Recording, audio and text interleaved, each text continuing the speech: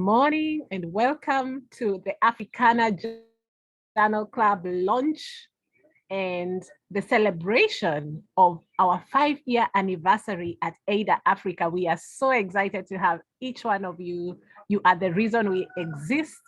Today, we will learn more about the future of Eider Africa. I am your host and moderator for today's session. My name is Dr. Joyce Wangari Ngugi. I am the lead mentor in the Africana Journal Clubs. And today we will delve into what is the relaunch about and what else is next for Eider Africa. We have been here 5 years. So picture a baby who is born and is suckling. And soon at around 1 year or so, the baby begins to walk, right? And at 5 years, this baby is no longer suckling, learning to walk. This baby is actually eating solid food. In Kenya, we would say githeri, ugali, and things like that. So we've had an amazing experience over the last 5 years, but none of that would have happened if it was not for each one of us, our wonderful contribution, our teamwork, our amazing buddy system. We have a host of programs at Eider Africa, and I'd like to just do some housekeeping. Today, we have most of us who are our members, so you know about our sessions. Usually we record our sessions on Zoom, and we will avail this recording on YouTube. If you would like to speak, as usual, you raise your virtual hand and you will take the mic. And if you would like, you can also switch on your video. Otherwise, you can stay muted and please use the reactions bar as much as possible. So as we are coming in, I see a lot more people coming in. Please introduce yourselves by name, your institution, if any, your research interests, your country, and what are you grateful for about joining the Africana Journal Club? So please type it in the chat. I'll be happy to read a few of your introductions. I'd like to know where everybody is coming from and would like to today really get into the conversation about what we are about, what we are up to, and how we have been. So feel free at any time, if you have any question or comment, to also type it in the chat. We will be in this Zoom call for the next 2 hours or so. So let's make it as lively as we can in the chat. Let's use the reactions bar. It's at the bottom of your Zoom screen. You can actually see reactions where there's a smiley face, and you can choose any of those emojis to cheer and so on and so forth. So I'd now like to have a little introduction of our admin team. The admin team is a team of volunteers who have been the engine, so to speak, of our journal club. And I see most of our admin team are here. I'd like to start with David. David, please take some time to tell us a little bit about who you are, what you do. We'll be very happy to hear more about the role you play at Eider Africa, and so that members can get to see your face. I know you have also led some webinars for us, so members have seen you in person, they've seen you on video, on online. So welcome, David. Please introduce yourself.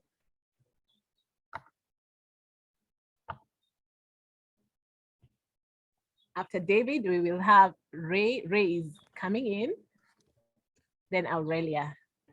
David, can you hear us? Hello. Hello, Angari, can you hear me?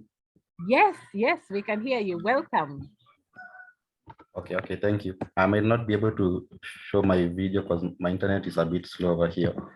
That's fine. But, yeah. So hello everyone, my name is David Nene. I'm the knowledge manager at Africana Journal Club. I'm the one who usually manages the our knowledge, the resources, the data that we usually have, and also the YouTube channel where we upload our webinars. So I'm the one who usually handles that and also helps some of you when you have any technical issues. I'm the one who guides you through, and I'm always happy to do that. and I'll keep doing that as long as I have the capability to do it, and feel welcomed. And yeah, karibuni sana. Thank you so much, David, for that introduction. David, our knowledge manager, we appreciate you for your work. Raymond Monene, welcome.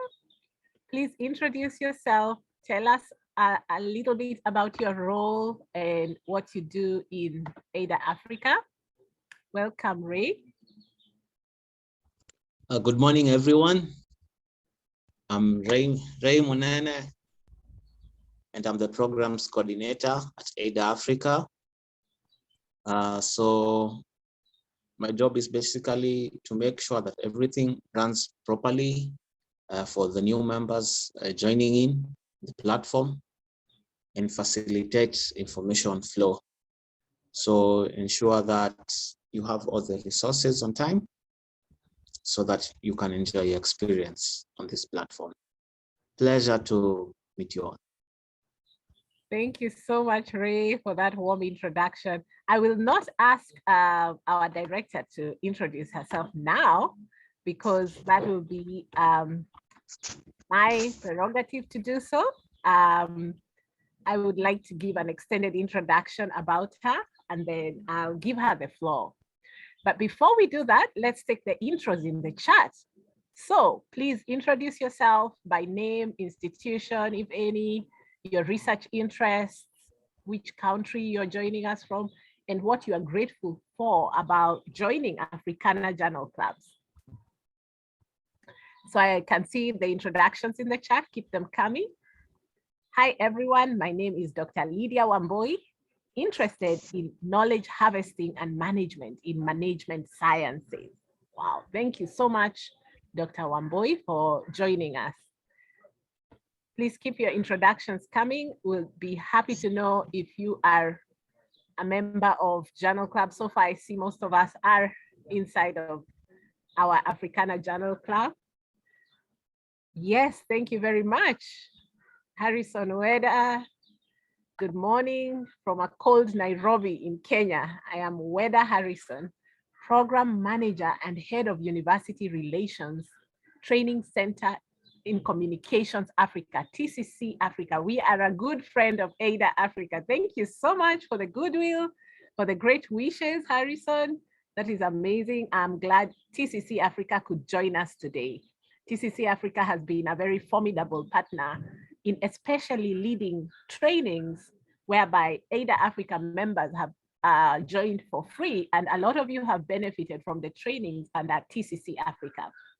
Then we have, my name is Reverend Charles Malak Olo, retired from United Nations, also a management scientist. I am the Vice President of African Institute of Supply Chain Research, domiciled in Pretoria, South Africa. Thank you so much, Reverend Olo.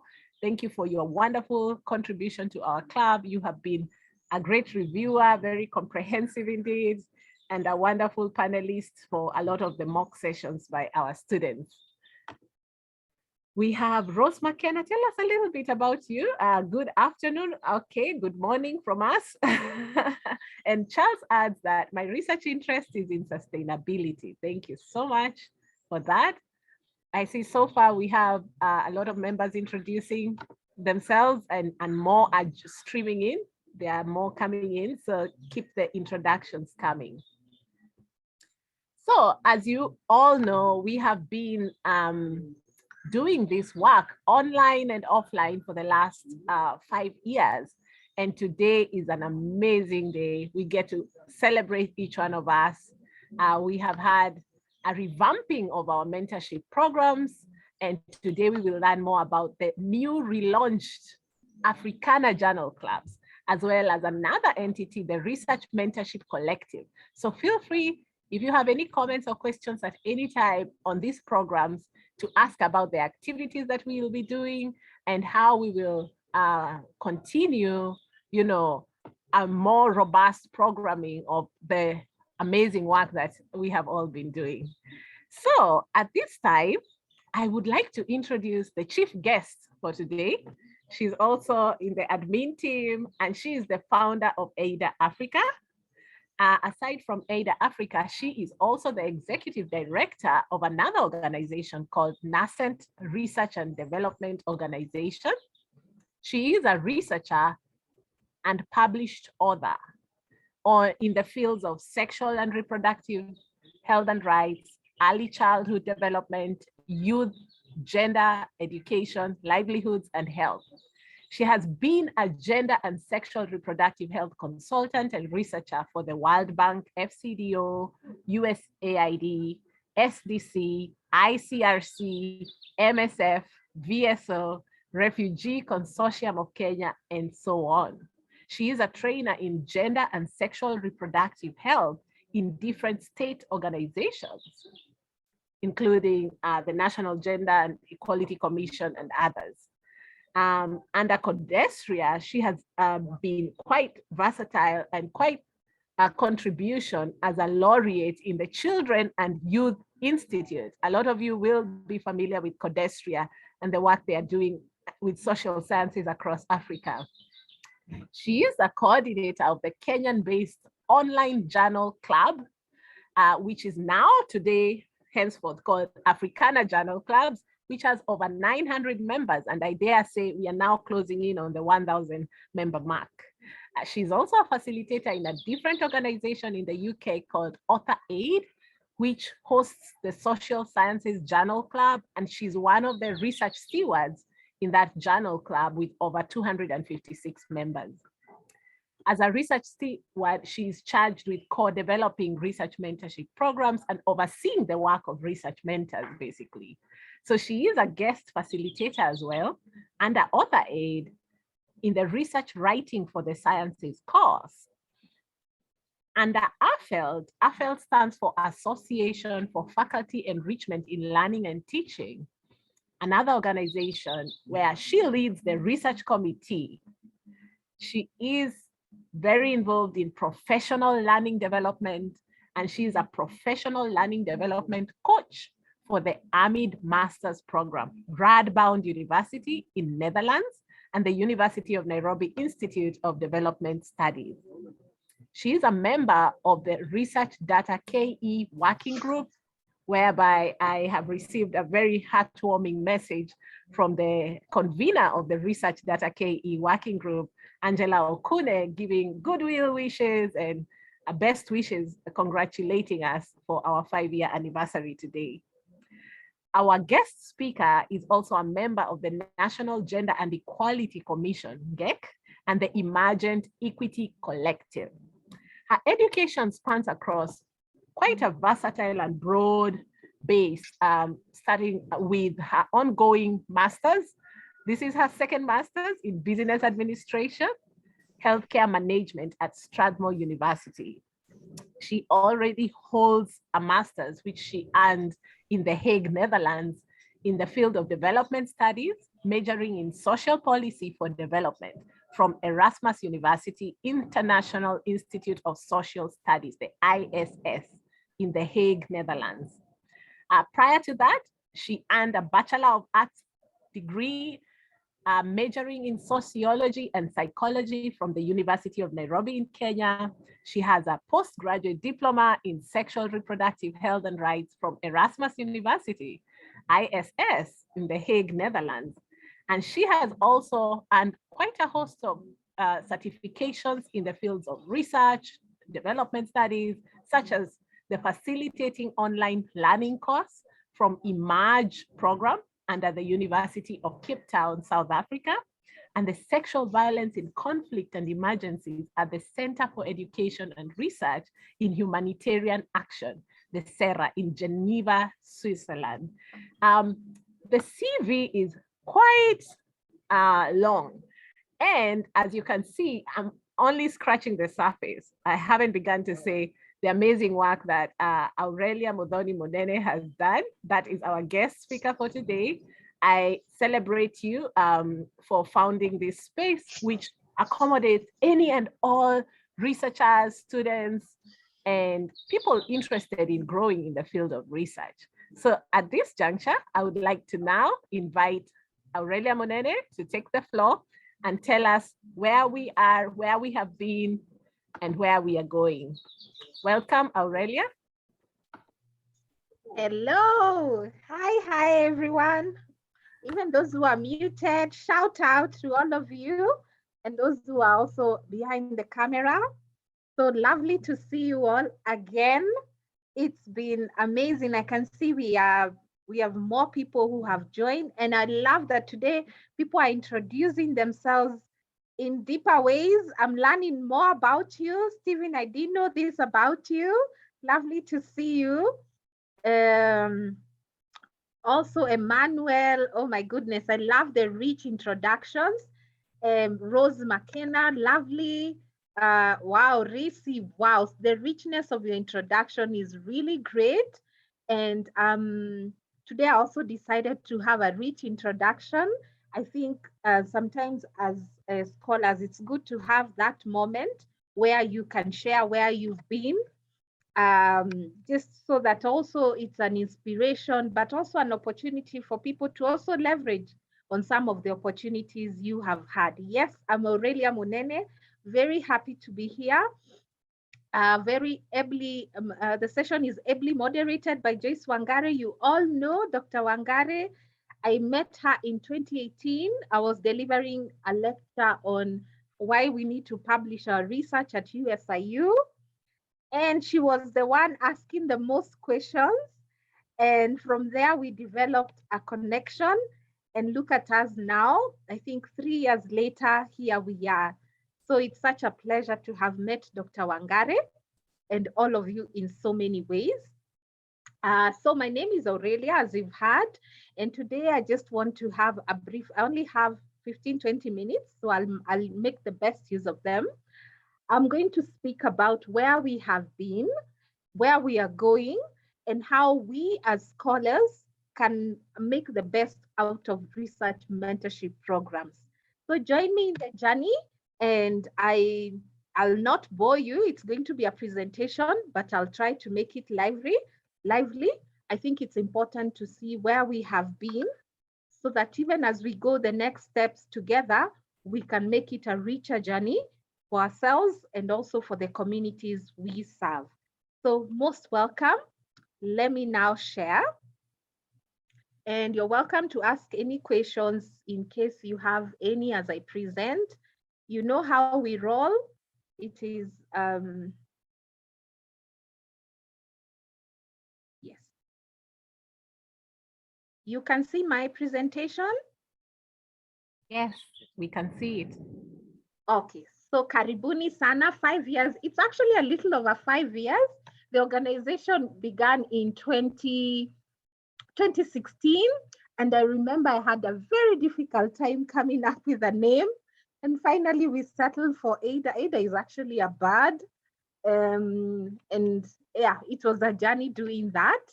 So, but I think 5 years is when we've been able to do some activities. So I really welcome you to celebrate with us. So I think I started with this quote. I don't know if you know Odora Hoppers, and this is something I want to encourage you. As scholars, it's important we identify the giants we work with in this journey. It's nice to have, especially African scholars with whom their ideas resonate with you and with whom you can follow their work and they can build you as a scholar. So Odora Hoppers was introduced to me by my mentor, Professor Auma Okwani. All of you know her, not all of you, but she's been in the Journal Club. She was my master supervisor and became a friend and became a mentor. And now we work together. So Odora Hoppers is a powerful scholar. She's now, I think, based in South Africa. And this is, her quote really centers why it's important to do the work we are doing in Africa. And I invite you to also be inspired by her words, to also follow her work, and also get yourself a giant of an African scholar you can be working with. So Odora Hopper says, we will acknowledge that the education systems inherited from colonial period must be challenged and transformed, which means refining the goals, content, structures, methods, approaches, and values of education as part of a mold breaking strategy. I think for me, this quote speaks to why we are doing this, because we recognize at Eider Africa, the education systems that we borrowed, we took over from, they've really sometimes were not for us, were not put together in a way that serves us best. They're also not in a way in terms of the goals they pursue, in terms of the methods and the values. They're not in a way that is serving us right now. And I can think of a time when I was thinking of Eider Africa, the kind of trauma so many students were undergoing as they do their research projects. And I asked, what kind of system traumatizes students? I thought knowledge production is about growth, is about knowing yourself, is about producing knowledge. How come our education system is becoming so traumatic for young people who want to produce knowledge? So I think that reflection of what have we inherited, and how each of us, wherever you are, whether you're in the education sector, whether you're doing your own PhD right now, look for ways where we can keep transforming our education system. So it's based on values that build, values that don't break people, but values that enhance our voice as African scholars. As I always repeat in the Journal Club audios, Africa is one of the most researched continents in the world. Sometimes it feels like we are one big lab where we are always constantly being researched. Our stories, our lives are always being torn open. But in this way, one, these stories are not told by us. We don't lead the research agenda. We don't fund it, and certainly we don't really have a say a lot in how research is guided in our context. And we need to change that. The other problem is in the research methods we adopt. They are very exploitative to people. And as I told you, I have been in communities who do not want to speak to anyone called a researcher because they feel that research has been the way in which they have been exploited for their stories, they have been promised, and they've been left empty. So because of these problems in how research is not led by us, in how we also do research, we thought that the space of Eider Africa can make that transformation by bringing in new values of kindness, of sharing, of respect, and all that. So this is why the quote of Hodora Hoppers resonates with me, and I hope it does with you. So where are we coming from? Where did we all start? So this is one of the pictures to just show the sense of community. So Eider Africa started, we started with one meeting, and that's where I met an amazing man who will speak today. He'll soon be Dr. Michael Wangai. And it started from waking up on a Saturday, putting up a post on Eventbrite and saying, are you struggling with your research? And when I put that post, I didn't think so many people would be interested, but we got over 80 people who registered and said, yes, I'm struggling, can we meet? So we had our first meeting at the British Institute. We got a venue there and we had our first meeting, and that's where the conversation of supporting researchers began. So from there, we started, we got another venue at Pan-Africa University. That became a bit expensive for us to manage. And I remember waking up Saturday mornings because sometimes I was the mentor, or sometimes I would get someone to mentor us. I would make tea in the morning and make snacks and then go with them. We do the mentorship and then we have tea. So Eider Africa started really from a place of community, from a place of leadership in service. And then when it became very expensive to hire Pan-Africa, and the students were paying something small, but I think we were consuming all of it, we got one of us, Michael Wangai, amazing, amazing man. He got us a place at Kenya Science, and that's where we started meeting. Twice a month on Saturdays, he had someone help us make tea. We have our tea, and then we study. And then from there, we also had to leave, and we found another place at American Spaces.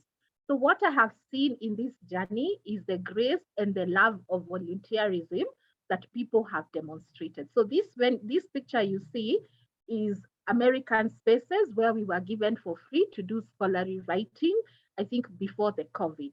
So it's been an amazing journey. And as I wind down where we've been, I'll call you, Michael, to just share with us what really motivated you to support us in this amazing way when no one could give us a venue. And I remember thinking one day, if I ever got a lot of money in this world, the one thing I'll build is free venues for people who have great ideas to just go and implement them. Because we all know how venues are difficult to get. So that's one of our journey, building communities. This is at Kenya Science still, mentorship. This is getting people, you can imagine people are coming for free, just sitting down, supporting each other. I remember this was an SPSS class. There I am with Dr. Wangare, and it was just founded from just love. We have our bananas there, you can see. So what I've learned also from this journey, you don't have to have a lot of money to be able to make people work together. We can come together as African scholars with all what we have, because Eider, we've never been funded. I think the only funding we have is for a training we are doing now, but it's always been a voluntary participation of people. And of course, sometimes I also set a budget from my monthly use to also support the clubs. Then this is when we were at the British Institute, the first day. You can see all those people who came that day. And some of them, we are still friends. I think most of them, I meet them. And we've maintained that closeness. This is at Kenya Science. We just had a lovely mentorship session. And we were just winding down. So I think also what we have created, and that's why in the new approach, you will see we will have physical meetings again, because this is how we started. And this is what bonded us so much. Like, I have met friends here. Most of the work I get from consultancy is from here. It's just been a vibrant team. Then we celebrated as well. These are our recent graduates. They were in the Journal Club. I think all of you celebrated them. And we are so happy for them. I think it's Athena and Jemima, if I'm not wrong. And also there's a time we also say, let's also speak about our story on the paper, but it's also been a journey of celebrating, because we recognize that for you to graduate with a PhD or a master's, it takes so much. There's so many barriers that we all have to jump through. And so when one graduates and we contributed in any small or big way, we are very grateful. So these are some of the activities that we've been doing. I know some people join the Journal Club, they're like, is it a school? Is it a publication house? No. Why our activities are this way is because we didn't want to do the usual mentoring or the usual training where people come train for 2 hours, then you tell them bye-bye. For me, what I learned very early, that's not the way you mentor people, because I was mentored by my master's supervisor and I was mentored by practice. I was not mentored through one training. And it's been a journey of always being in her purview, always supporting me. And I think that's the best way, not the best, not the only, but that's one of the good ways you can mentor upcoming researchers. It's by surrounding them with a community and providing them with different activities that stimulate them in different ways. That's why you see in the Journal Club, we don't really have 2-hour trainings and then you go. We keep you engaged with different activities. For example, we have the peer research mentorship sessions. This is where we have the webinars. And that's why we encourage, no matter who you are, whether you're undergrad, you're a supervisor, you're postgrad, come and present a webinar. And I'm so happy. Most people have never presented a webinar anywhere, and this was their first time. Even I never presented a webinar anywhere except in the Journal Club was my first time. So bringing the voices of young scholars to tell them, you don't always have to be a recipient of knowledge. You can also tell us something. And this has been a great learning tool. And when you go to the YouTube page, it has all the work that the people in the Journal Club have been doing, just because we believe that the more you teach, the more you learn. Then we've had the mock defense, where people have talked about the paper that they're about to defend, and we've had an opportunity to grow peer mentoring. We've also had the Mentor Me. This is where we've had volunteer mentors who've offered to journey with someone for 6 months. We've also had the calls we do with Joyce and Outa every 2 Saturdays a month. We pick up we book Zoom calls for 30 minutes.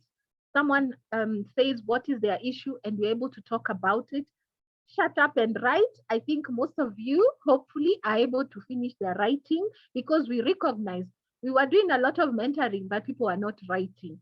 So we said, for us to make people have the discipline of writing, the discipline of reading, writing, and thinking, is to have these sections called Shut Up and Write. It's a global movement. We did not come up with it, but we thought it's good to have it in the Journal Club. So all these are the activities that we have been doing just to make mentorship interesting, and also to stimulate members in so many ways. Which shoulders have we been standing on? The people you can see here are the people, when I started this journey, believed in me. You can imagine I had just finished a master's degree, so I was feeling very shaky to talk about research, yet I don't have a PhD. And you know, in our context, if you don't have a PhD, sometimes people wonder, why are you opening your mouth? More so when you're young. I think I was in my early 30s then, and I was a woman. So it was very scary to talk about research, but I really felt, why are people suffering? Because I had just come from The Hague, and I was so supported. It was such a supportive environment. And I thought, why are people really breaking down because of a research paper? Can't we do better? So these are the people who believed in me. You can imagine talking to someone who doesn't know you and telling them, please come to this event and talk to us about research. So all of them have been with me. JPR, I think some of you know him. Dorothy, reading a great research mentorship program. Professor Uma was my master's supervisor, believed in me, still does. Dr. Elizabeth has also done mentorship in our group. Dr. Evelyn, I think she was in the media the other day talking about education. So these are the people, and these are very important people who believe in you, even when you don't even believe in yourself. Then we have advisory committee. Josephine, the reason we are having some of these changes is led by Josephine. She works with organizations and founders. You know, when you found an organization, you're always in a state of self-doubt, and you always need people to keep, it's okay, you're doing the right thing. And these are people who've held me from the beginning, believing in me. Dr. Castro, I think you've met him, Barbara, Lucy, and Bill. All these people have been in the journey. Then the amazing Journal Club team. These people, for the last 3 years, they have volunteered to support Journal Club activities every single day. I do not know. Sometimes they say there's no philanthropy in Africa, but I think if there are people who give of their time, in spite of the limited resources, I think they're Africans. We really give off of our time. And I really want to thank this amazing team of young people, all below 35. So it doesn't mean that you have to be older to make a difference. Okay, I'm not in that group anymore. I'm above, but they have been so dedicated to the Journal Club. They have supported, met all the needs. I know we've not done the best, but we've tried our best, because since the Journal Club is a voluntary space, it means we also have to get jobs to be able to survive, to live. So we've been managing this in between jobs. I work as a consultant. Joyce is also working in our organization, Guira, David, Ray. We are all running our own organizations, but I really thank them for the initiative to volunteer. Also, we've been in school as well. I'm doing a master's. Joyce has done all this through a PhD, and I just want to say thank you very much. I think indeed, we Africans have a lot of resources that we can give to our continent and to our fellow people. In spite of age, gender, resources, we can do this. And now to the amazing team, another team that has been so supportive. Sorry if your name is missing. I got it from our list, but we're going to make it better. All these people have been so supportive to us. Charles Solo, sorry, I missed an O there. Have been so supportive. These are the people, when you want a mock defense, we send them your presentation, they read through it, they give comments. You can imagine they're working, they're students, and they listen to the presentation. These are the people who offered to mentor and journey with a student for 6 months. These are the people who've also done webinars. These are the people who've been there. I just want to say thank you. Thank you for giving of yourself. I hope this journey, you are also learning as you are also giving. So for all the members who have contributed in any small or big way, thank you very much. You did not have to, but yet you did. So we've also had partners. We were registered with NITA, so we now can provide trainings and offer a NITA certificate. All these are our partners. TCC Africa Beyonder has helped us with this transition. Writing Up Africa, all of you know Nicholas Outa has been amazing in the club, and we are developing with him publication resources. Felt Africa Archive, TCC Africa, eLife, all these partners we are also designing. We've designed and delivered a training on peer review, because we also want to improve peer review processes so that they are more equitable, they are less biased, and people can grow in their work through peer review. Also have nascent. So these are the people we've journeyed with, and they continue to journey with us. So that's where we have been. Before I go to where we are going and how you can make best of any research mentorship program, whether it is here, whether it is from our partners, I want to invite Michael to just share a few sentiments of how come he believed in supporting upcoming researchers so much that he was willing to give us venues, willing to give us a conducive environment when no one was. Welcome, Michael.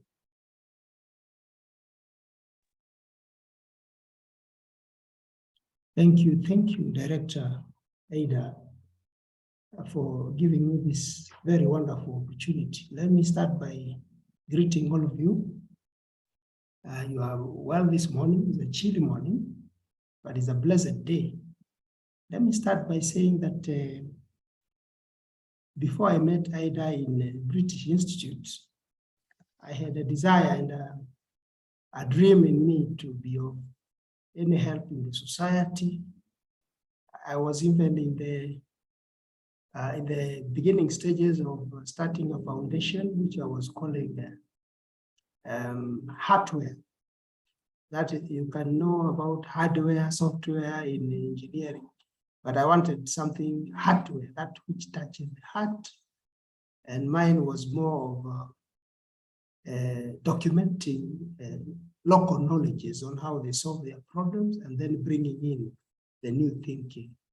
So when I was coming to Eider, to British Institute, I didn't know I'll meet very amazing people, including Aurelio.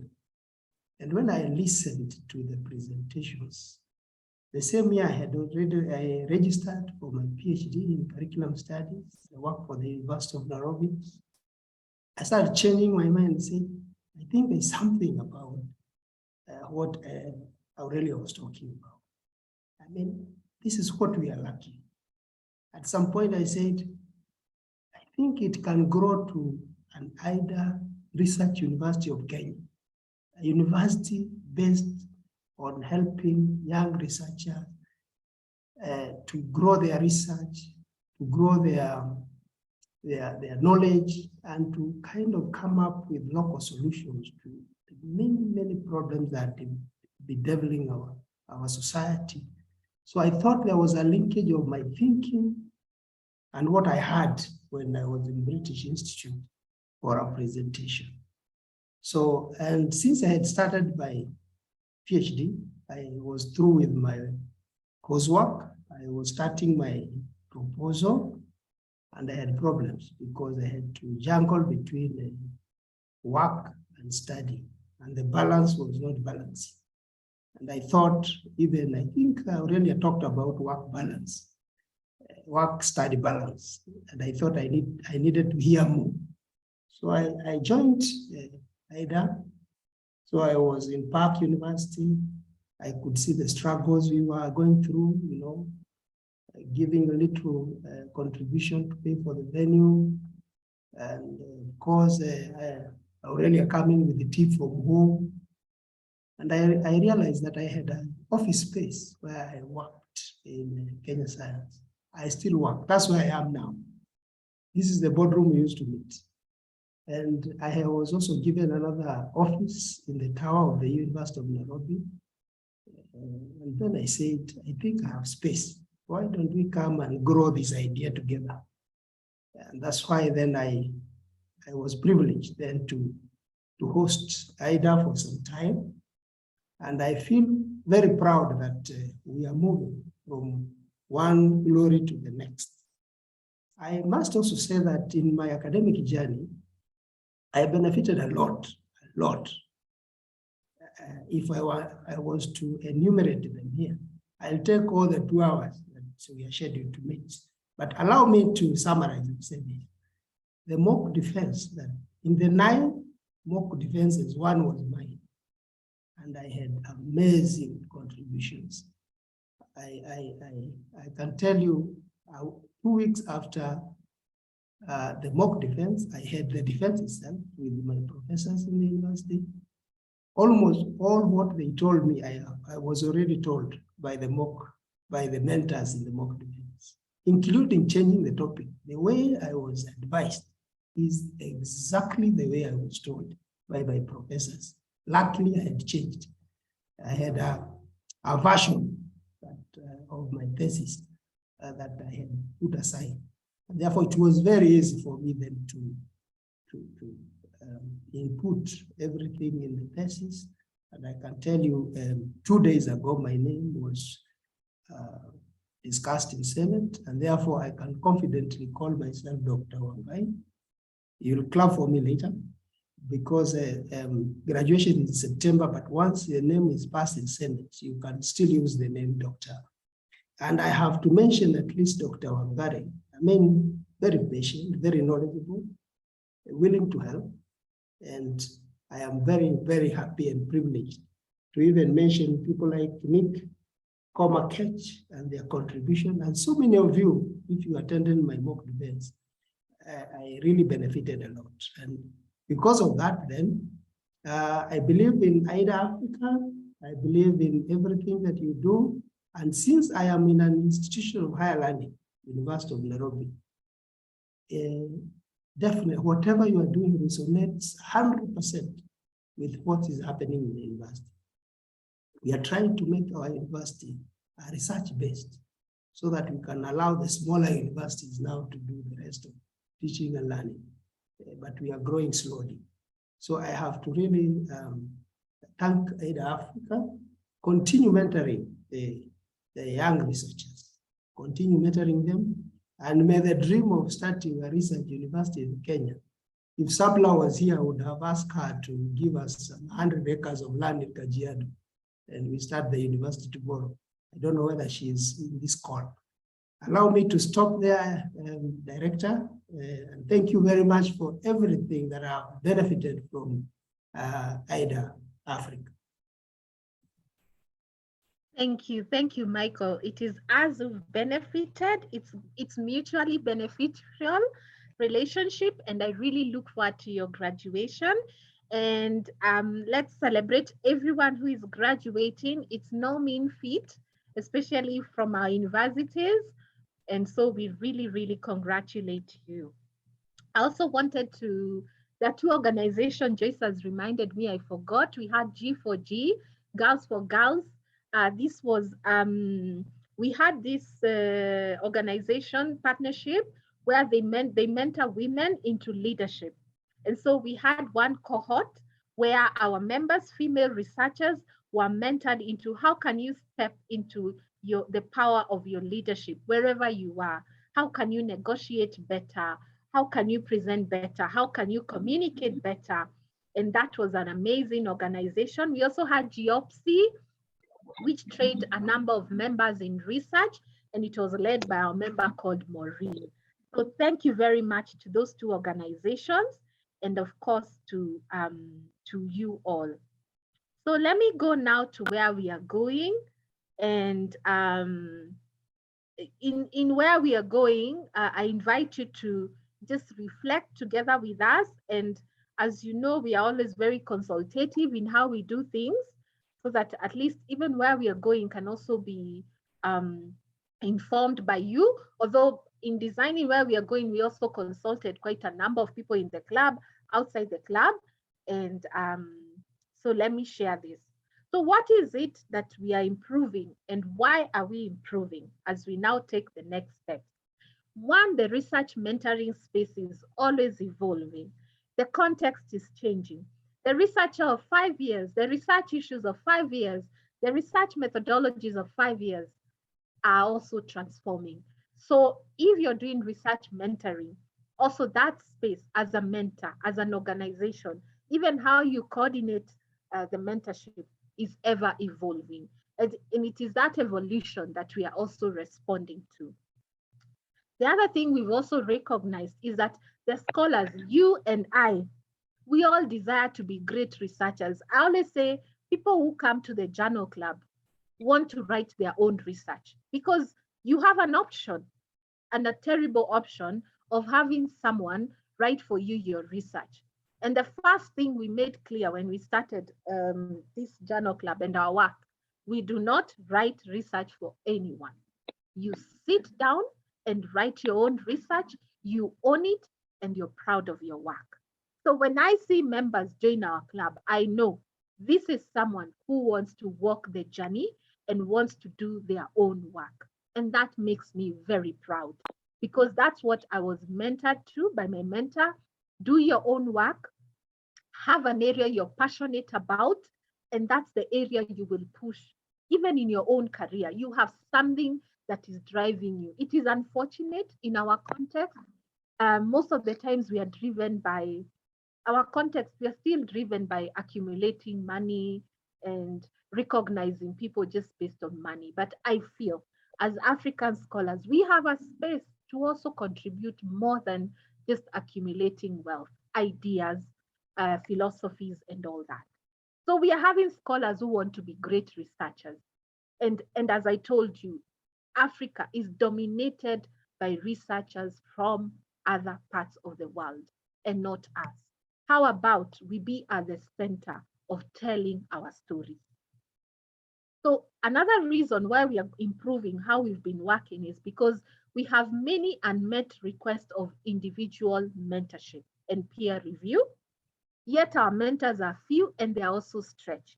So we've had a long waiting list of people saying, I need to journey with someone. And I believe also in individual mentorship, because the approach you've been having is group mentoring.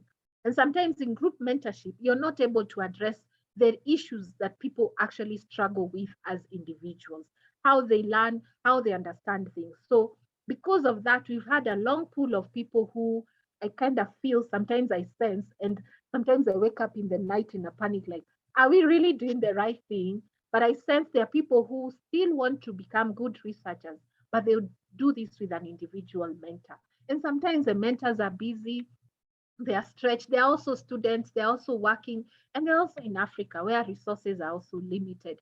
In the West, it is easy to have a volunteer mentoring kind of thing, because the system is more supported and people have stable careers. But think of someone here, they are working to meet their daily bread. Sometimes they want to be there to read your paper, but they are not available. So we've had that challenge of many requests of mentorship, but we are not able to meet the individual mentorship demand. Then traumatic events in the academia have also pushed us to really adopt a wellness approach to mentoring. That's why you see we always try to have a very personalized way. Sometimes I answer someone's question on the page, and someone is like, oh, you mean I can talk to you?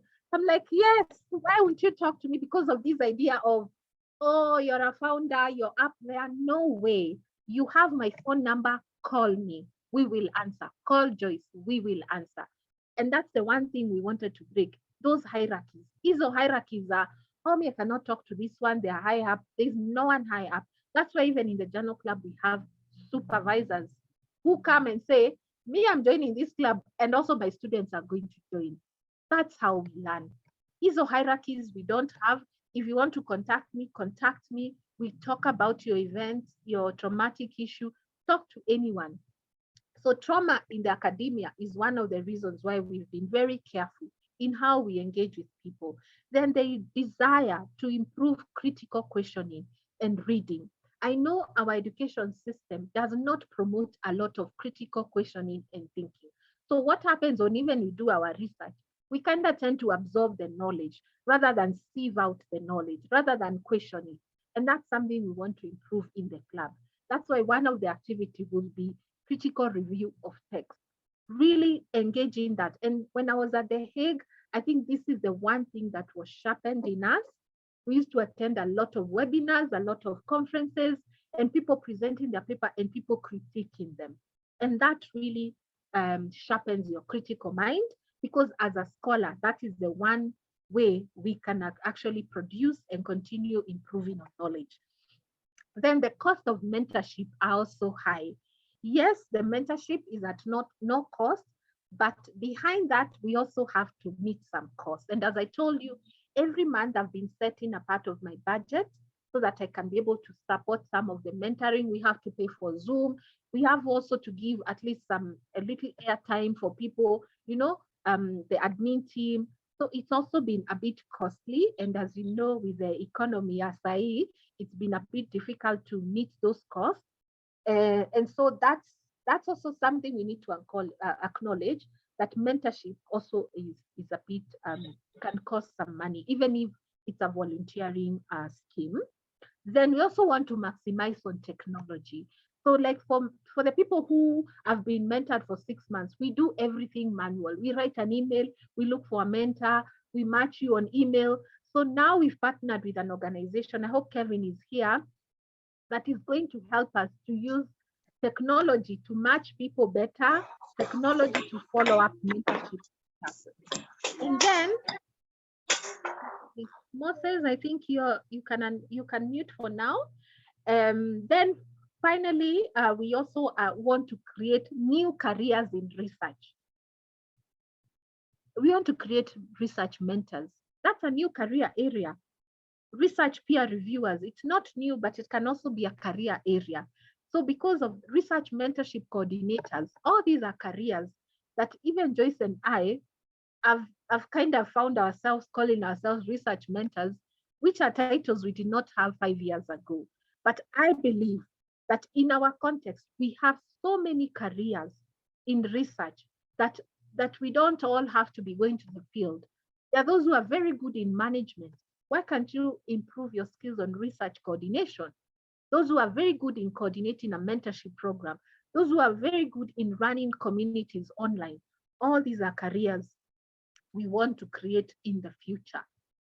And then also contributing to scholarship in mentoring and training. So we also want to contribute to that scholarship. And as you heard, I'm doing my master's degree now. And the topic I chose was, how do lecturers in universities, okay, it's more specific than that, but I'll just give the broad view. How do lecturers in university design and deliver research courses? Because I want to really focus on that area and see what can we improve in terms of how we design and deliver. And why do we even teach research in universities? What is the reason? Because the reason motivates the methods and the delivery. So yes, ta-da, we have a new logo. That's the bird I told you, the Eider bird, but really it's about Africa. And the slogan we have on our logo now is healing research ecosystems in Africa. Our ecosystems are broken and they are hurting us. They are hurting us in ways we don't know. They give us shame. Sometimes we feel very ashamed. Sometimes we feel very broken. maybe a supervisor who is overwhelmed, who was also not very grounded in their research, has not communicated to you. Students feel so broken and traumatized. We need to heal. We also need to heal from the fact that our stories have been told by other people for so long, and they've been told sometimes in ways that do not dignify us. We also need to heal from the fact that we have conducted research, even your own school research, in ways that do not dignify people in the community. You go to the community, you collect data, it's like you're going to collect data, you leave communities with a lot of unmet expectations. Even in our own school research, we have to be responsible, because the people you do research, to them, there's no difference between this is for school and this is not for real life. How they experience you, even in your own research, is as you. So how you're engaging and living that community must be, or that organization you're doing research has to be in ways that do not traumatize them. Because I do research every day. That's what I do every day. And I go to communities and like, how many times will I answer these questions? How many of you are there? Why do you keep asking us these questions and we still don't have water? That means research has been used as a weapon to traumatize and to harm people. So for us, we want to adopt a system that is healing. And healing means collaboration, respect, and wellness. Then we have two programs now. We have Africana Journal Clubs, and then we have what we call the Research Mentorship Collective. And I'll just show you. Some of the activities are the same, others are a bit different.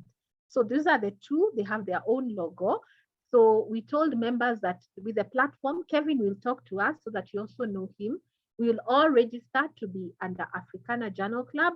We also want to know who are the members. Sometimes we have such rich membership here, but we don't know each other. Half of the Journal Club members now, because we are online, we don't know each other. Yet we are so skilled as African researchers. We can collaborate. So the Africana Journal Club will be registering on that platform. We've been working on data privacy, data protection. We've been beefing up that a lot. And I thank the Journal Club members of the ICT group who've helped us to work through that. And then let me just show you what we'll be doing. So our vision, before we go to the programs, is a future where African scholars are in charge of producing and using knowledge. We can do this, my people. We like, I'm in the activist mode, but we can do this for ourselves. You can see what Michael was saying. The same feedback that his supervisor gave him is what members of the club told him. And these are students, they are lecturers. So we have it in ourselves. The small you have can always make a difference. Let us be in charge of producing and using knowledge wherever you are. How do we do this? We want to create a space where people can get personalized real-time support. And that's why we have on the Journal Club, when someone asks a question, sometimes maybe we've not answered them as quickly as you can, but the idea is to be very quick in responding to the needs of people, because that thing that you're struggling with could be the reason why you will take another 3 months to finish your research. So we want that personalized real-time support and learning by doing. The more you do, and that's why you see for Eider Africa, we really, from the beginning, I resisted the idea of having, it was very easy to write proposals and get funding from even Western partners. But I felt strongly that we can do this. We can design mentorship programs as Africans, wherever level we are. And people, if they come, they can just plug in. Rather than inviting people so early, your agenda is moved here and there, and then you lose it. So I feel that we can do this as scholars, and we have values. These are the values that has kept us still where we are. Cura personalis. I got it from a Jesuit website. It means taking care of the whole person.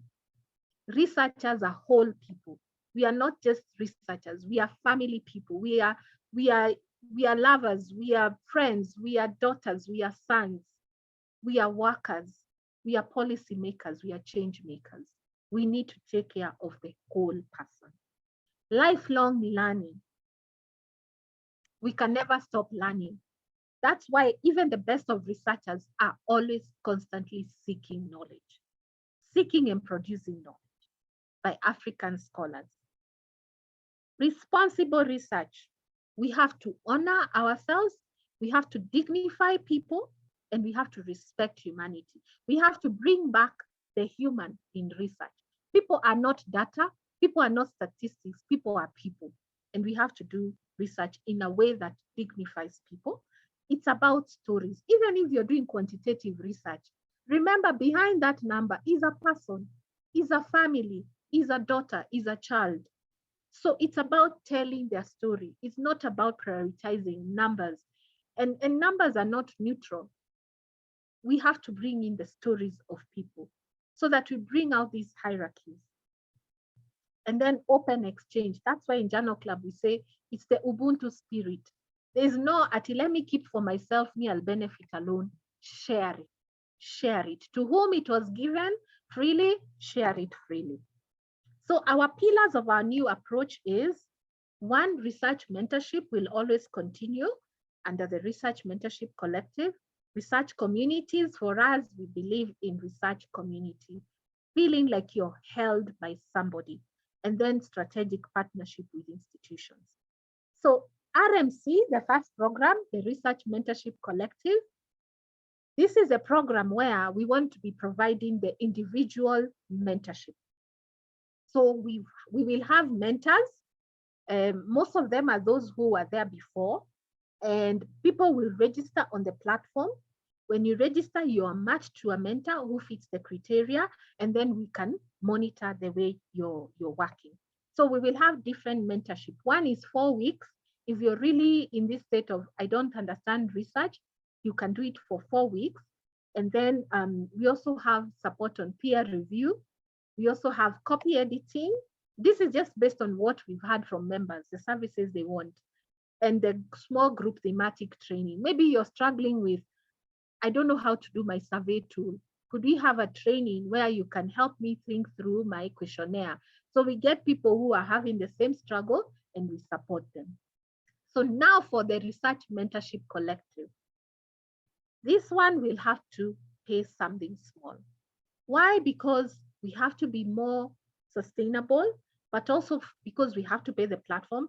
But beyond that is because we also have to at least give the mentors an honorarium, just something for their time, so that at least we keep the engine moving. As I told you, we have a long waiting list, and sometimes it's very difficult. The mentors we have are very happy to volunteer, but you know, sometimes because you also have other engagements, sometimes, and you need to also leave, sometimes you may not always be there. So we thought if members are able to support with a small fee, it will help.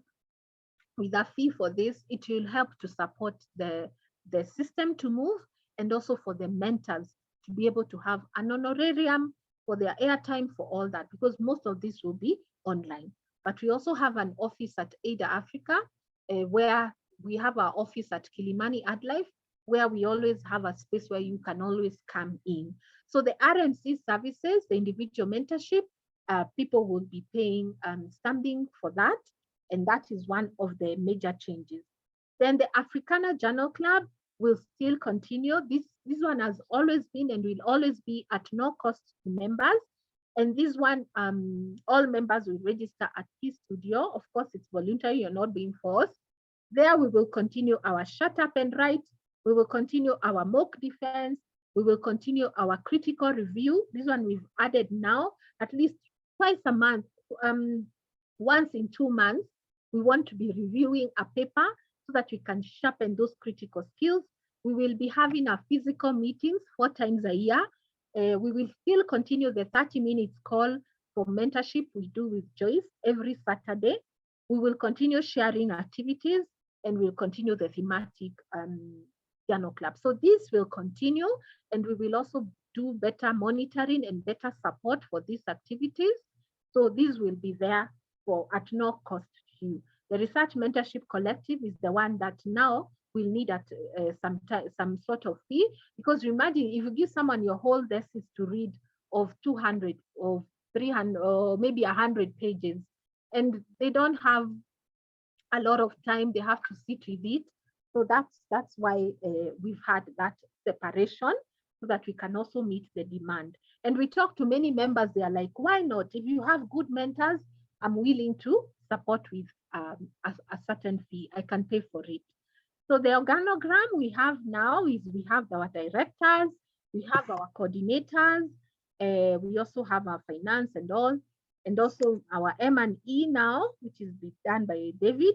And then we also have our pool of part-time mentors, part-time reviewers, and part-time copy editors. So those are the services we are adding because of the demands we've had from members.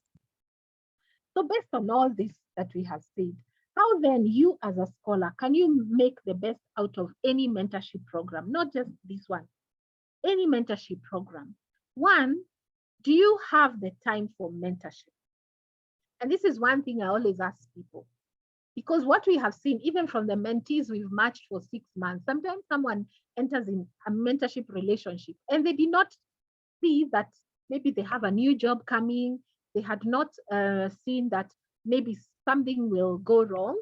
So the first thing to ask yourself, do you have time for mentorship? Because this has to fit in your schedule. It cannot be something that you think about, because remember, there's someone, the mentor out there has also dedicated their time. So make time for mentorship if you want to be in a mentoring relationship. And we call it a relationship. Then, do you have clarity of why you need research mentorship? And this is what I find sometimes. I have people who say, oh, really, I need mentorship. I'm like, on what? On everything. Miss Jalewa research. I'm like, you know what, my dear, you have to break it down. Because if you say me everything, research, which is taught in 1 year, I cannot be able to cover all that. So prioritize. Why do I need mentorship? So you write your goals and say, I need it for this. I think I've not understood why you do a problem statement. I've not even understood the fundamentals of research. Write them down. Write them down so that it's very clear. Why am I stepping in this relationship? And when will I know that I have known so that I can step out? What outcomes do you look forward to in the mentoring? And in outcomes are different from objectives. Objectives is what you want to do. Outcomes is what you'll be able to do with what you have gained. And for us, we want to work at the level of outcome. After mentorship, what have I now been able to do that I could not do? I enter this mentorship relationship saying, I cannot write well. I've been told I write too much. After that mentorship, can I now seem to know how to write? Can I now write? Can I write something? That should be very clear to you. So even when you're going to your mentor, it is very clear. This is what I want to be able to do. It has to be at the to-do level. Then mentorship is a co-creation of knowledge. Sometimes because of our education system, we go to mentorship passively, like, no, me, I don't know. You're the mentor, you're the one who knows. No. At Eider Africa, we believe you also carry power. You're coming in that space with power. I've been in mentorship relationship where me and the mentor begin now to teach each other. They're like, oh, I hadn't seen that in that perspective. Even me now, sometimes, even when I'm a mentor and I'm with a mentee, they ask me a question. I'm like, oh, no, I don't know that one. I have to go and check. So you also come in with power. Don't feel like you're less than. And sometimes I feel when people come to the journal club, but of course, because also WhatsApp is not a very good platform for engagement, people are always waiting. When will you tell us what to do? No. You come in power, share your ideas, share your thoughts. Speak up your challenges and needs. Unless you speak it, someone will not know. And that's why individual mentorship is there, so that you're able to see, can we support you individually? Continue discovering yourself in the journey. Like for me, I've been mentored for many years by Akina Professor Uma and Dr. Eliza. I write a report, it comes back with so many question marks, so many red marks. Sometimes I just feel so helpless with all those comments. I feel ashamed, but it is part of discovering who I am. Then take on challenges. If we call upon members in our club or in another club to teach, if we call it to be a panelist, take on those challenges. They help you become a better researcher. And lastly, because we have such a rich diversity of scholars, take advantage of that, collaborate. I have met great collaborators in the Journal Club and even in other scholarship spaces. So these are the ways I thought. I've just summarized them. But the key one, which I have seen people do not have, is the mentorship plan. Why are you entering? Making time for it? And what do I want to do, to be able to do after this mentoring relationship? Finally, our prayer at Eider Africa. Our Father, we are grateful for the lives we have touched through this organization. In small and big ways, we say thank you for the community you have brought together, joined by the spirit of sharing and growth. May our ways be your ways. In how we conduct ourselves, may all scholars, mentors, teachers, partners who pass through this organization excel in what you have called them to do. Amen. Ainya une une. This is a Nigerian Idoma word of thank you very, very much. We also thank God for how he has brought us this far and for everyone. Thank you, finally, many minutes later. Thank you very much. Thank you so much. Please keep that last slide that has our contacts for a minute. Thank you so much, Aurelia, for that wonderful presentation. I know some people don't know where our office is located. We are at Adelaide Plaza in Kilimani, first floor, Zuhura Hub in Nairobi. And we do have a lot of comments, really wonderful comments coming in the chat. Thank you, congratulations. Thank you so much, amen. Somebody asks, hope the presentation will be circulated. Kindly fill the feedback form so that we take all of your feedback about today's session. As usual, we have a very active monitoring and evaluation, and your feedback is very useful to us. So please open up the link. It's the new feedback form, AJC, Africana Journal Clubs. And thank you all for being part of our YouTube channel. Please subscribe to it. I see a question here from Risi Wesonga. Will the RMC be virtual? So maybe Aurelia, you can take that. Yes, the RMC will be virtual. And also if we have a member who feels they have to see someone, it can also be physical if they're in Nairobi, but mostly it will be virtual. Yeah, thank you for that.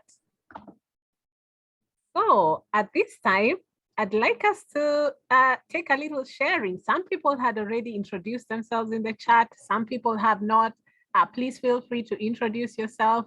I'd like to just capture what you have got for a few minutes. And then if Kevin is in the house, I will request him to come in and speak a little bit about a platform that is a potential platform we will all be joining under P Studio. So I see a lot more introductions in the chat. I had already read some. So Rhoda Maina says, good morning. I am an independent gender consultant in Nairobi with research interests in women and girls empowerment and feminist approaches to research. I am glad to have joined Eider Africa as a mentor for aspiring researchers across Africa. Thank you so much, Rhoda, for joining us. Shalom, everyone. My name is Dr. Michael Wangai, Quality Assurance Officer, University of Nairobi. My research interest is in quality of academic programs in higher education institutions. I am proud to be associated with Eider Africa. Today is the first day I'm going to change your name on my phone, Michael, and it's so amazing that you gave us space when we needed the physical meetings at Eider Africa. We really appreciate you, Michael. Dr. Michael Wangai. Then we have Risi Wesonga. Hi, everyone. I am currently a final year master's student of genomics and precision medicine at Chinoi University, Zimbabwe. My research interests are in precision medicine, newborn screening, and clinical research. what I like about Eider Africa is the growth and accessibility to all kinds of educative material. Thank you so much, Risi, and thank you. You have led us also in a webinar, and that day I really got to understand what genomics is all about. We appreciate you. Good morning, I'm Sister Rose McKenna, pursuing MSN Oncology at KU. Grateful to be part of this family. I benefit a lot from the Q&A sessions. Thank you, Rose. My research interests are in management of cancer pain with a special interest in pediatric oncology. I'm following from Karen in Nairobi. Wonderful. Greetings, my name is Emmanuel Musia from Nairobi, Kenya, PhD student in JKUAT taking supply chain management at BC stage. I work for Kenyatta National Hospital Supply Chain Department. My research interest is in supply chain automation. Happy to join you today. We have good morning. My name is Stephen Olubuliera, a FELTP Felt resident at Ministry of Health, a field epidemiologist, pursuing an MSc in field epidemiology at Moi University. Wow, that's amazing. Keep them coming. The intros, please tell us where you're joining us from. We'll be interested to know if you're a member or a guest as well. We have a lot more. Congratulations, amazing work you're doing. Keep it up. Jeremy Ongwang, MA Counseling Psychologist, happy to be in attendance. Thank you, Eider Africa, for the invite. And Mwangi says, congratulations, Eider. So a lot more congratulations. Joseph Otunga Simo saying, great, I love it. Jimna Wawero saying, speaking for the silent majority, this is to let you know that we appreciate you, Eider Africa, big time. Fatma Amio says, thank you. Emmanuel Chikalipa, graduate student of plant breeding and seed systems from the University of Zambia. Thank you for joining us all the way from Zambia, Emmanuel. Zuta says, good morning, everyone. Feel free to tell us a little bit more about yourself. We are so happy that you are here today. So I'm just checking in the room to see if we have any questions, any comments. Feel free to raise your virtual hand. Does anybody have any question about the just ended presentation on where we have been, where we are going? I can also see Kevin is in the room. Thank you so much, Kevin from P Studio, for joining us. Soon I'm going to ask you to tell us a little bit about the upcoming platform and especially the updates on registration with Kenya Communications Authority. So I see a lot more introductions coming in. Harvey Sijeni, undergraduate student at United States International University, Africa, majoring in cybersecurity, joining from South B. I am grateful for the knowledge being planted in me through Eider Africa. So I see a hand by Chris Limo. So I'm going to request Chris to hold on a little so that first we have the presentation by Kevin Njenga. I would like to hear a little bit about our platform on the IT side of things. Welcome so much, Kevin. Please take time to tell us a little bit about what P Studio is about, and then tell us about our upcoming registration with the Kenya Communications Authority. Welcome, Kevin. Thank you so much, Dr. Wangari. First of all, congratulations to Eider Africa. 5 years. And we are really honored to be invited to celebrate with you guys. So yeah, it's an honor.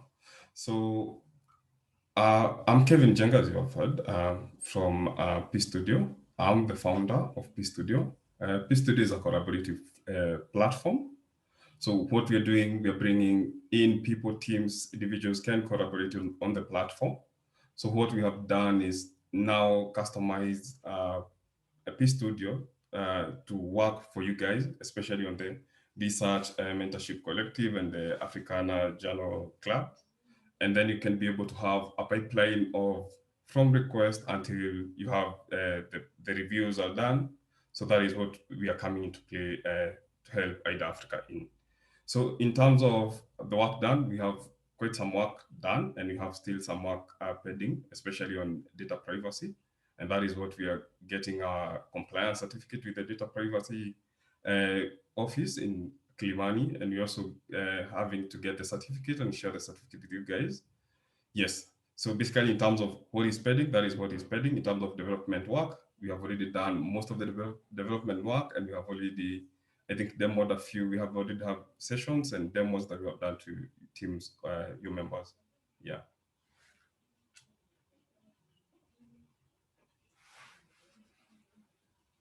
Oh, thank you so much for that update. So do we have the Kenya Communications Authority process ongoing? Yes, it's the registration now. It's just to get the certificate on data privacy. It's not from the Kenya Communication Authority. It's from we are just being compliant with the Data Privacy Act of 2019. And that is what we are getting. Yes.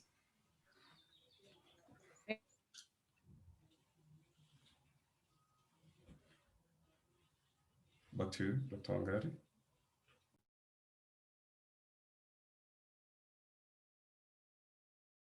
Thank you so much for that update. We appreciate you. So let's field some questions. I see some questions are now ready. Welcome, Chris Limo.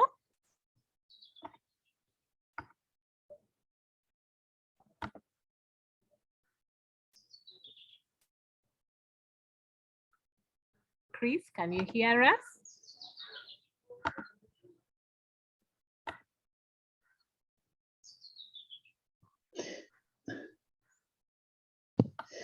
Hi, good morning. I'm Chris Limo, master's student at Daystar University. Allow me not to share my video for now. Okay. Good morning, Mimi.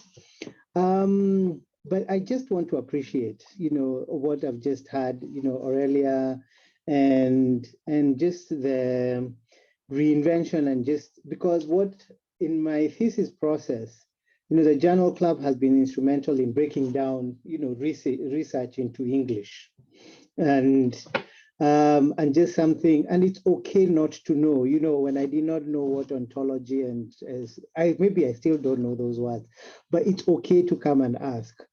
And just the generosity and the kindness, and that you present your programs, has been very, very inspiring. And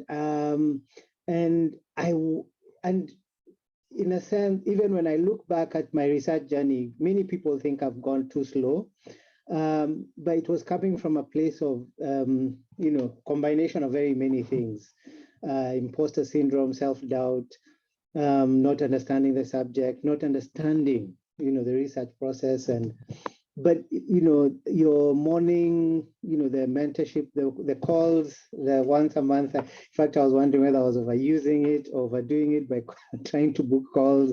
But it's just been so amazing. And even paying it forward, what I learned is that I said, for my cohort, the thesis cohort I belong to, I said, can we also coalesce and just talk about our process? And Aurelia and Dr. Wangari have been gracious enough to come and speak to my classmates and my cohorts, and it was, it's part of that process. I'm hearing, legitimizing research, and as an access of improving our well-being, our communities, just even our lives generally and specifically. So I'm just so grateful for, for just being present today and hearing what you're up to. And mine is just to wish you, well, and, in leaps and bounds, so it's onward and forward and upward. So all the best. Oh, thank you so much. Onward, forward, and upward. And I appreciate your kind words. I have also experienced the kindness and generosity of members. In fact, I remember very clearly when I needed to have a mock panel, and a lot of you here joined in, gave valuable feedback. I did my mock twice, and that made me pass with flying colors when I actually did my final defense for my doctorate, and including my proposal defense. So I had the mock, and when I got reviews from my own university, I came back and did the corrections. And again, I got a wonderful audience. So I agree about the, you know, the generosity. And something you've said about, you wondered whether you are overusing the resource, is that we do not limit, you know, for the individual mentorship sessions. I know we have a little clause that if you keep rescheduling your session and not showing up, we will have you to step up to show up, because we have our sessions early in the morning on Saturday. And a lot of you have been showing up. You can book as many as you need. And we have a 15 to 30 minutes conversation. So there's no such thing as overusing. In fact, I wish everybody was like you, Chris Level, so that there's a lot more uptake of our offerings. Remember, all of our activities and offerings are coming out of members' requests. So there's nothing that we have started that is not community-based. So that approach coming out of what you are asking for, and then we create a program for it. I see also in the team here today, I see a lot of our Journal Club subgroup conveners. I remember that these are volunteers who have decided to lead discipline-specific conversations. Again, we see even in the subgroups, the deepening of the understanding. And some days are busier than others. Some groups have been quite actively hosting talks, including even research funding applications and all kinds of different, you know, research-based activities, which have been really useful. And a lot more people, I can tell, are inboxing each other as accountability buddies. And so we really thank you, because it's only from your active participation that we actually have a very vibrant Africana Journal Club. I see more introductions. Pamela Morunga, good morning. I'm happy to be here. I'm a graduate student of Master of Arts Development, Diplomacy and International Security from Daystar University, joining from Bungoma. Wow, thank you for joining us from Western Kenya, Pamela. We have, good morning, everyone. My name is Zuta Puotia, a PhD student at Kenyatta University, research area, mathematics education. Kate Washira says, greetings, my name is Catherine Wanjiko. I am the program and impact coordinator at Lugha Ishara. We are in the area of deaf inclusion and ending language deprivation in deaf children. I am glad to see someone doing research in newborn screening. I would love to hear more on that. It is a vital process in the area of early intervention for deaf children. In my academic journey, I am currently looking to apply for a master's program in the area of disability inclusion. Welcome, Kate. And if you have not yet joined us, you're free to join us. We know Nancy is already in our Africana Journal Club, who is actually a colleague that you work with. So I'm glad you could join us today. So we have a request from Dr. Michael Wangai that he requests we observe a moment of silence toward the end to remember some of our members who passed on. He has in mind his classmates, Ali Abdi and Abel Dufitumukiza. I know there was another one, yes. Unfortunately, during the COVID season, I had to remove a few numbers from our WhatsApp groups, and I think that's a really good idea, and we will be able to do that. Thank you for that. So I see another hand raised. Reverend Charles Malak Olo, welcome. Mine is a very big compliment to you. I started working with the Dr. J.P.R. Ochieng Odero when we were doing something with the ICIPE in 1991, and he was already a PhD person. So it's wonderful that you have him. And another thing is the thinking about research university in Africa. Already we are struggling with the research from places like South Africa University of Pretoria and all that in operational management and supply chain, all that, and how to integrate them. And the other day, you just dreaming about what you have now started. And I think you are talking about 100 acres. I have only 6, but they're very far from Nairobi. I would donate that, but that's too small. So follow up for these 100 acres from Maasai people, and it will work. Another thing is, which is important again, is about the mentorship, drive it further, because we are having now the virtual internship programs, which, you know, universities believe in actually attachments and all that. I'm one of the people in the research, but I find it very strange for people to be told to go places they don't even understand. So you will be talking about virtual internships there and all that. I remember also Daystar coming out with a very big conference about ethics in research. And that is what you have also talked about. I'm in an area where this thinking about how to turn what we have found out to be activated, or sorry, turn it into practical levels, and difficult when you have collected fake data and all that. So keep it up. I just want to join you, and having worked outside in 17 countries, I can see that this is a special one.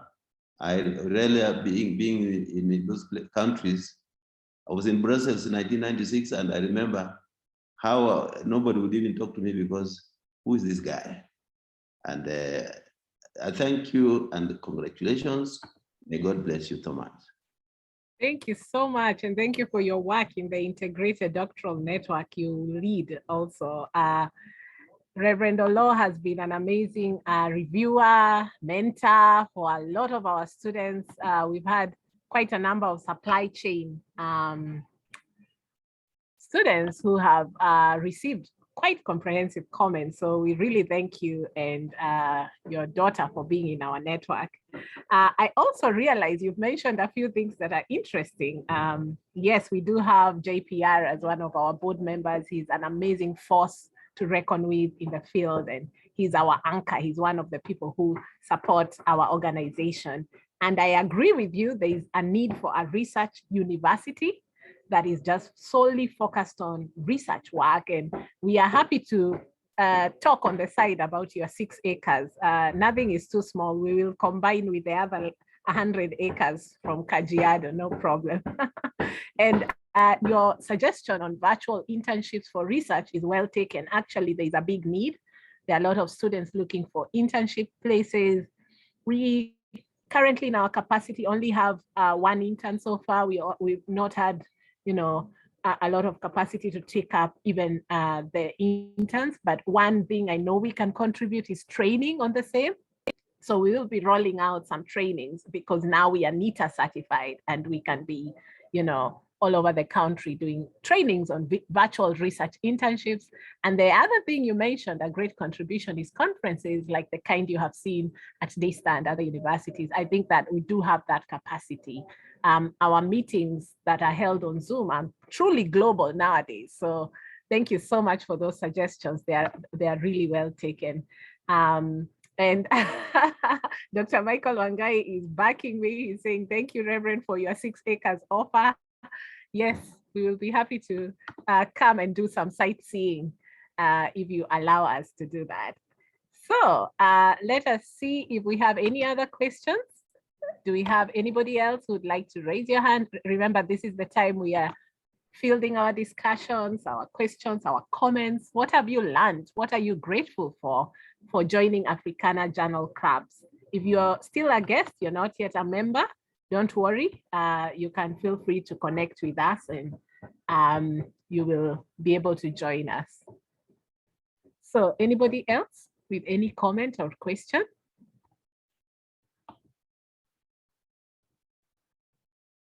I see there are still a lot more people joining us. Yes, Dr. Michael Wangai, welcome. Thank you. Allow me to come back a little on an issue that is really disturbing my mind. The issue of the curriculum reform in this country. I think Eider Africa need also take interest in that because we are talking about a curriculum that was British motivated, and we inherited a curriculum that we keep on reforming all the time. We have now an opportunity where we have a new education system. The whole system of education in Kenya is changing. I've not seen many people interested in doing research on this area. Yet, when we are talking about education, curriculum becomes very important. I benefited from a 2-day training at KICD, and Professor Omondo, who is now the director there, was challenging researchers that we are leaving the politicians to make decisions for us.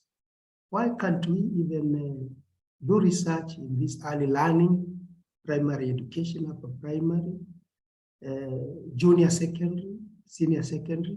University education, this new system is still not being understood, because even the last three, in the 2, 3, 3, 6, and 3 again, is not being understood well. So I'm challenging members here to take interest, because that is the future of this country, the future of our children. And the other challenge that we were given when we attended the 2 days training at KICD is that they are looking for people to write books for the early learners, for the primary schools, for the secondary school, for the new system. And people are not coming forth. So I'm challenging you, take interest, go to the website of KICD, try to understand the framework of the new education system you're having, take interest in it, see whether you can write anything. And of course, KICD is offering a platform where we can really make a difference in the kind of education we offer in this country. Thank you so much, Dr. Wangari. Yeah, that is a wonderful contribution on the curriculum from our curriculum expert.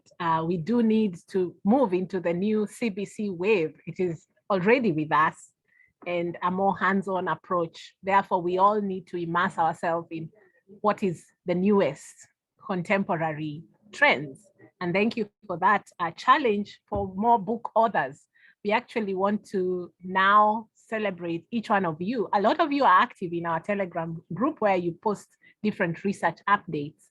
And we would like to see more of what you're doing in your authorship, especially in our local context where we don't have enough. And we all had the challenge from our executive director, Aurelia, who said that we don't have enough African authors. So thank you so much for that challenge. All right. Any other comment or question as we finish? I see some comments in the chat. Dr. Wairimo Churu, Tangaza University College and Positive Psychology Association of Kenya. Thank you for being here, Dr. my mentor. First time here and delighted. Great initiative. Hongera, Dr. Wangari and team. A research university is a brilliant idea. Thank you so much for your support. And Chris Limo adds, also as an MA counseling psychology student at Daystar University, I would honestly want to apply the outcomes of my thesis in my work as a therapist, and specifically in the area of addictions treatment and recovery in Kenya. Wow, that's amazing. I believe you're in the right place to implement the work that you are doing in your academic research.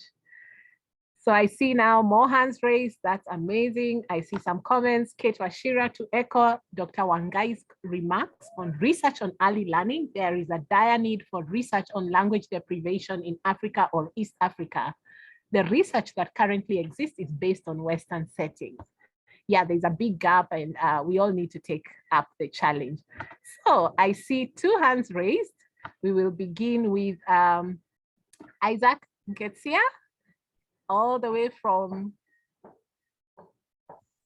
Ghana. Ghana, yes, Ghana. And then we will have next, we will have Job Lazarus Okello. I guess it's from Egypt. And please, ladies, also raise your hands. Let's make this a little bit more gender balanced. Welcome, my brother, Isaac. Good morning, Joyce. Good and morning. Congratulations to all of us and the team for the milestone. It's been a very busy week, so, and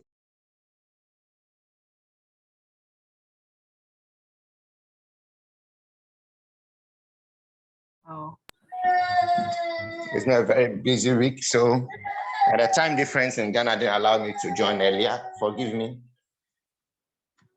That's fine. We are glad you could join us. Yeah, but I tried as much as possible to join. It's mostly 5 a.m. here. All right, so it's good to join, and I've also listened to some comments, which is very encouraging. the issue about research university and all this is apt. And I know a journal club is contributing a lot to the research landscape in Africa. And I'll say kudos to you and your team for making it possible for us to also learn a lot. Thank you so much for the privilege to facilitate a section. And since then, since I receive comments from people, I review people's work, the sidelines, and I also get help one way or the other and learn a lot on the platform. And that's very good.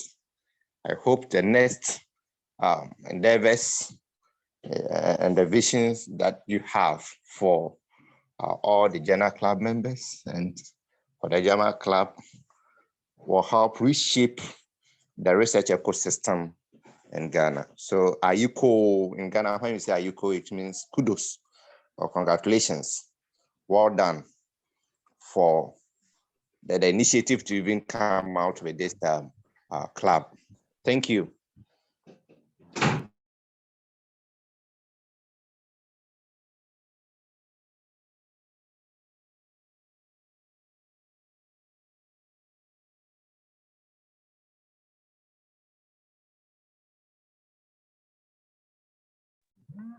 Dr. Wangari, you're there?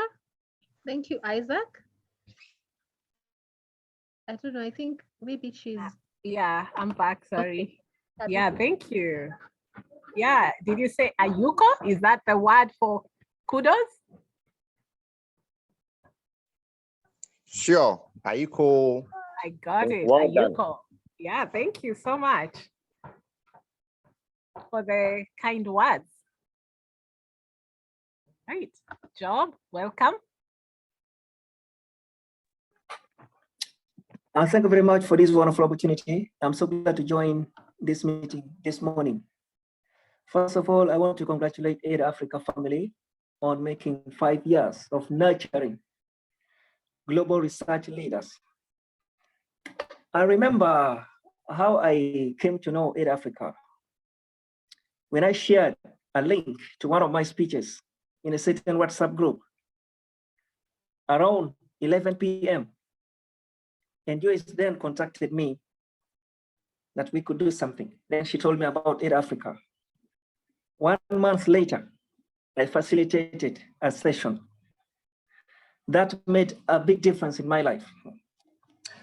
Another moment I remember very vividly was when this great lady called Nazarene Kiwinga talked about public speaking skills. And she talked about three key things: ethos, pathos, and logos. That came just 2 weeks before I delivered my first ever TEDx talk. And I can never forget that session. After that, this great man, Isaac Nketsia from Ghana, came and talked about overcoming plagiarism in research. And he made one key statement that changed the course of my research. He said, the best way to avoid plagiarism is to first understand what you're working on before you start writing anything. Understand fully. That one statement was everything for me. And I keep going back and watching the recording because of that one statement. So I'm so grateful because of this wonderful journey. And I believe the years ahead of us will even be greater and better. Thank you very much, family. God bless everyone. Thank you so much, Job Lazarus Okello. Are you in Egypt? Yes. Yes, yeah, thank you for joining in. And for being a member of our family. You've been very active and contributing a lot to our growth as well. We appreciate you. So I'd now like to take the opportunity, and Isaac Nketsia says, thank you for the kind words. Yes, I still remember that session, Isaac, too. So I'd now like to take the opportunity to just extend our vote of thanks. This has been a Thanksgiving session, and we thank our board, our advisors. We have a bunch of members from across Kenya and Africa. As you can see, we'd like to thank each one of you for your amazing input into our collective growth in research and research mentorship. I would like to also take this opportunity to particularly appreciate our peer mentors and reviewers. They have been really instrumental in creating a space where scholars can get feedback on their journey so far. Then our partners, we've had a host of organizational and individual partners, some of whom have also been contributing to our online crowdfunding. And we really appreciate you for all kinds of support, both monetary as well as partnership support in training, in mentoring, and so on and so forth. We also have quite a number of well-wishers and friends of Eider Africa. These are people who will always open the doors for us. They will always serve us tea. Michael, one of the good friends of Eider Africa, and all of us here who have taken up the vision of our founder, Aurelia Monene, to actually create space, the space where any and all researchers can convene and laugh and grow together. So from conceptualizing to implementing to learning, I mean, Job has just mentioned that there are pioneering ideas that have been birthed in this space and that need to be nurtured. And so that we continue learning together. I'd like to really thank all of you as we are continuing our celebration of 5 years in research and research mentoring. We want to have all of us remember our new name. Our new name is Africana Journal Club.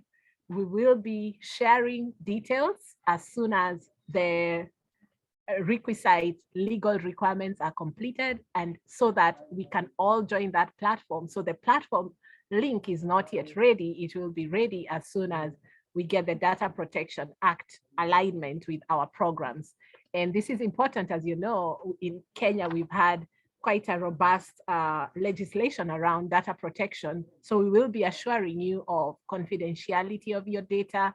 In the past, we've had many people joining the WhatsApp group, and sometimes people leave when their phone has a little problem or it's updating the WhatsApp, and so they're not able to rejoin. But now you'll be able to have a one-stop shop platform where you can actually track, you know, all of the specific needs that you're having, so that those of you who have quite general research mentorship needs as well as specific ones can have all of these addressed.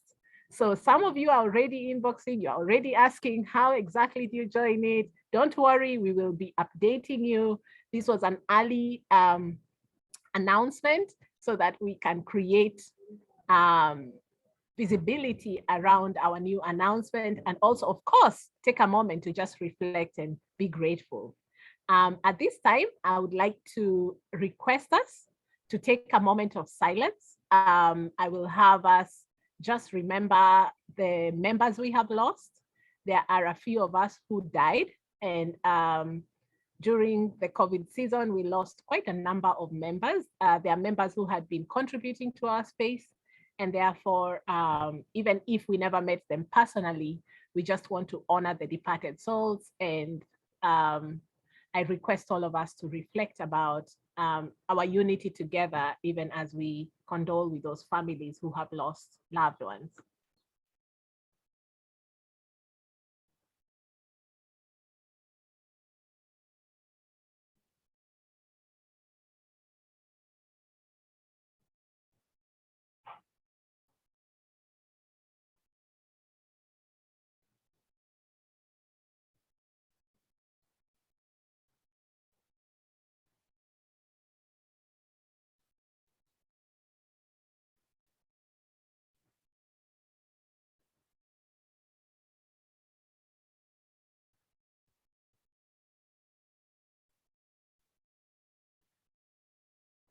May your souls be comforted. May you have peace. And thank you, Michael, for that suggestion. It's well taken.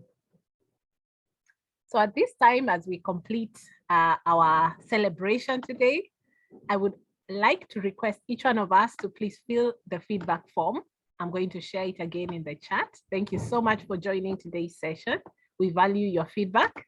I would like you to also subscribe to our YouTube channel, the Eider Africa YouTube channel. You'll find loads and loads of research webinars that we host.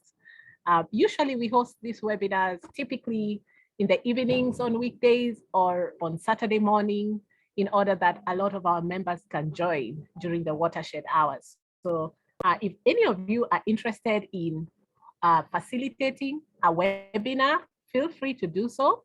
You don't have to be perfect in that subject area. All you have to do is to be willing, and then request our programs coordinator, Raymond, who will actually schedule you in our calendar.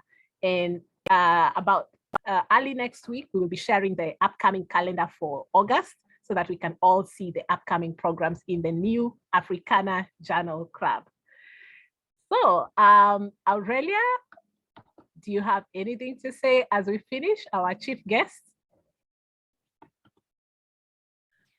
Hello, I think this is the first time I've been a chief guest anywhere. So I think what I'll say, none of us is better than all of us. So we will do this together. And I really want to speak just briefly to how we need to document our research beyond graduation. I know a lot of us are about to graduate or are graduating, but I think that research that you're working on is really great knowledge that we need to speak about. So we'll also talk in the clubs together, how can we make our work more visible to spaces that matter? I remember when we started the Journal Club, when we were meeting at Kenya Science, we used to tell members, join the policy group in your area of expertise. Are you part of the technical working group in that particular area you're in?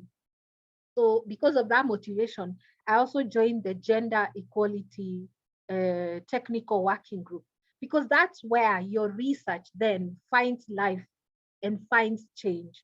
So join those policy groups, join, write about it. We can even blog, we can even see how to support members to blog. I know Joyce supported another group, the Author Aid team, those who are blogging about their work in COVID, and we can support you to blog about your work.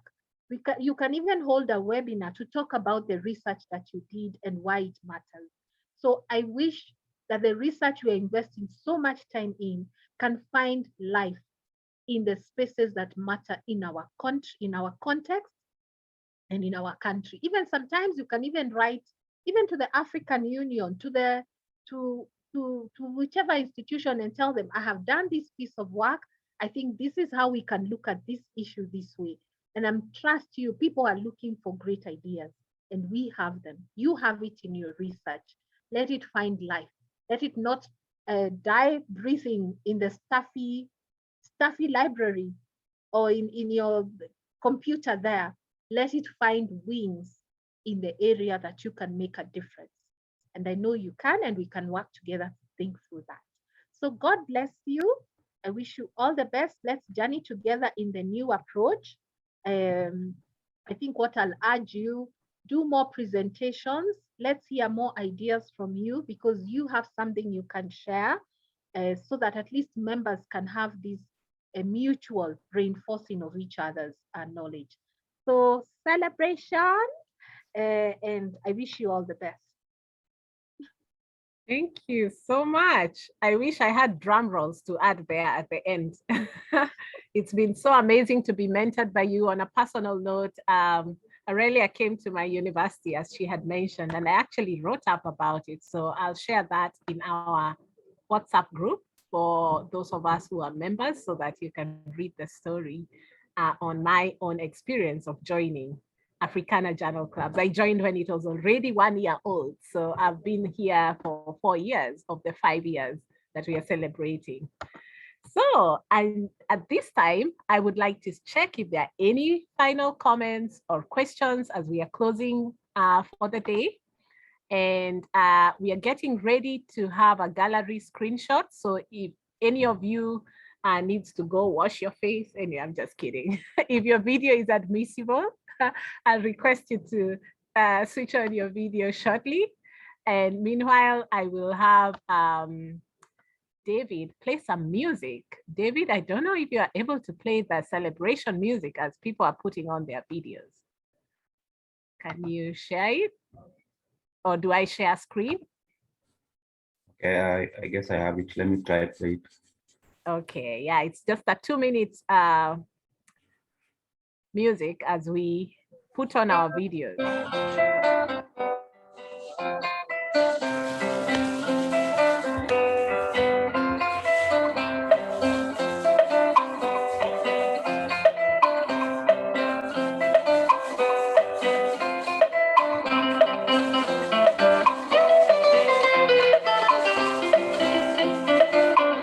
When you're ready, you can take the picture.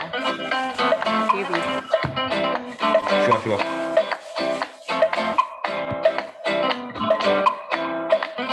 Oh, we have the videos now. Yes, please switch on your videos for the gallery screenshot. This is the same as shaking hands at the end of the conference over a cup of tea. And welcome to our celebration. Please switch on your videos. Let's see, we are many of us, so you have to go across the pages, David. Sure. So I think you can now take the pictures. I think our videos are now on.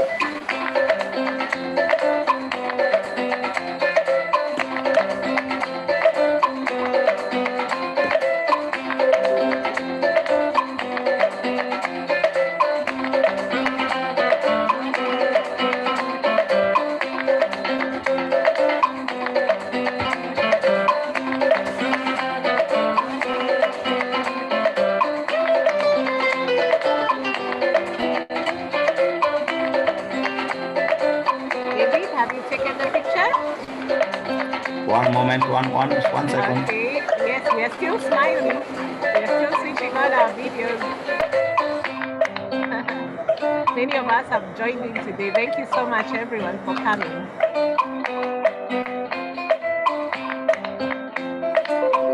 All good now. Ah, all right. Thank you so much. Thank you. So feel free to say goodbye as we call it a day. Thank you so much, and let's keep it up. Thank you, Joyce, for the moderation, and happy election, Kenyans, safe elections. Yeah, thank you. Thank you. Asanteni sana. I see lots